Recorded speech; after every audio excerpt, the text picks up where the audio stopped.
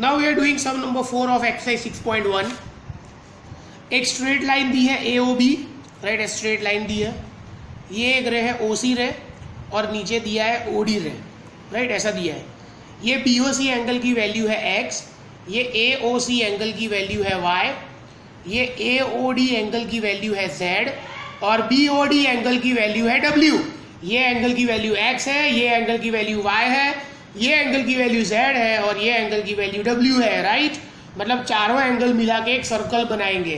क्या होगा ये x plus y plus z plus डब्ल्यू, क्या होगा ये x plus y plus z plus डब्ल्यू। ये चारों चार एंगल की वैल्यू क्या आएगी टोटल मिला के 360। एक सर्कल का मतलब क्या होता है 360।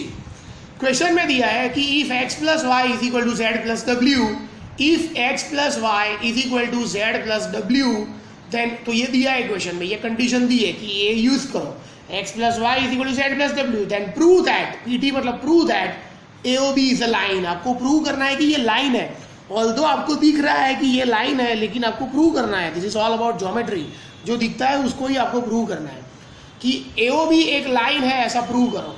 तो अगर आपको प्रूव करना है कि ये लाइन है तो आपको ऐसा प्रूव करना पड़ेगा कि ये एंगल की वैल्यू 180 है। अगर कोई भी एंगल की वैल्यू 180 होती है तो वो एक लाइन हो जाती है, राइट। अगर कोई भी एंगल की वैल्यू 180 होगी तो वो एंगल एक लाइन हो जाएगा, बराबर। तो ये भी प्रूव दैट का सम है, तो इसमें भी हम क्या लिखेंगे, डेटा एंड टू प्रूव। क्या लिखेंगे हम, data and to prove. Sum number 4, तो डेटा में क्या दिया था, x plus Y is equal to Z plus डब्ल्यू, बस यही दिया है डेटा में, x plus Y is equal to Z plus डब्ल्यू, ये डेटा है। प्रूव दैट के बाद में जो होता है वो टू प्रूव होता है।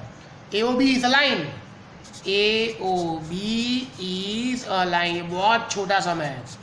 तो देखो प्रूफ, मैंने पहले ही बोला कि ये चारों एंगल का एडिशन क्या होगा 360। कौन से एंगल का, x plus y plus z plus डब्ल्यू, है ना, x plus y plus z plus डब्ल्यू, ये चारों का एडिशन क्या होगा 360। सर्कल होता है 360, तो हम ऐसे लिखेंगे, देखो x plus y plus z plus डब्ल्यू इज इक्वल टू 360। मैंने ऐसा लिखा है ना, लिख सकते हो ना, x प्लस वाई को ब्रैकेट में डाल दिया, z प्लस डब्ल्यू को ब्रैकेट में डाल दिया, 360।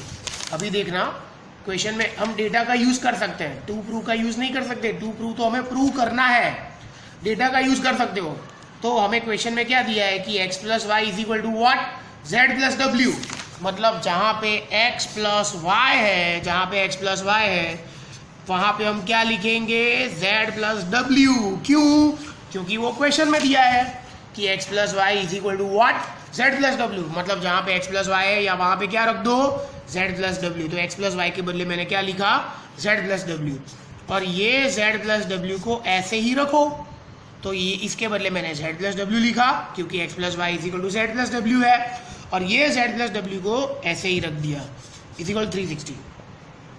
z plus z 2z, w plus डब्ल्यू 2w इज इक्वल टू 360। इसमें से 2 कॉमन निकालो, तो z प्लस डब्ल्यू अंदर रहेगा, 2 कॉमन आएगा तो अंदर z प्लस डब्ल्यू इज इक्वल 360। ये 2 को नीचे ले जाओ तो z प्लस डब्ल्यू क्या आएगा 360 अपॉन 2, और 360 अपॉन 2 क्या होता है 180। मैंने पहले ही बोला था कि अगर आपको स्ट्रेट लाइन लानी है तो आपको लाना पड़ेगा कि एंगल की वैल्यू क्या है 180। कौन से एंगल की वैल्यू 180 है, z प्लस डब्ल्यू। देखो ये z और ये w, मतलब ये एंगल की वैल्यू, ये एंगल की वैल्यू z प्लस डब्ल्यू क्या है 180, मतलब straight line. That's why AOB is a straight line. So AOB is a straight line, क्योंकि ये z और w दोनों मिला के ये लाइन बनाते हैं। ये लाइन, ये एंगल और ये एंगल बनेगा तभी ये लाइन बनेगी, और ये दोनों एंगल का एडिशन क्या है 180। तो 180 मतलब लाइन होती है, राइट। तो लास्ट में हम क्या लिखेंगे, हैंस प्रूव्ड। ये लिखना ज़रूरी नहीं है, लेकिन ये टीचर को समझ में आ जाएगा, हाँ भाई प्रूव हो गया। वेरी इजी सम, हो गया सम, 4 सम इज कंप्लीटेड।